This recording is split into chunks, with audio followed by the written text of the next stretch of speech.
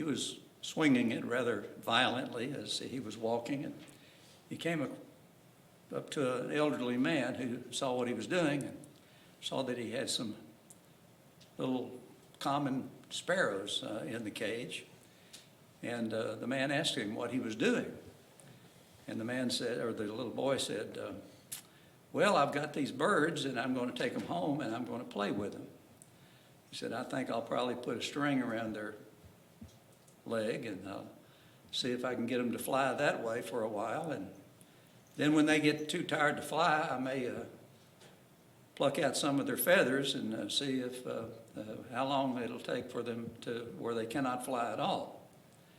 And he kept on and talking and said that once I get done playing with them, I'll probably give them to the cat and let the cat finish them off. Well, the elderly man said, son, how much do you want for these birds?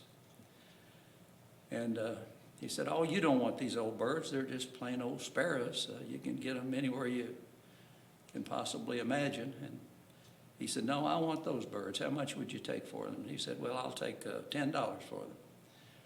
And the old man gave him the $10, and the little boy was happy about it, and he turned and ran away, and then the old man took the cage, and he took it over to the side of the road, and he opened it up, and he let all the birds out. Now that is a crude and simple story, but it represents in a very real way what God did for you and me.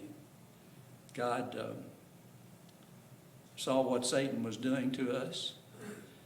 He recognized that Satan plays with us.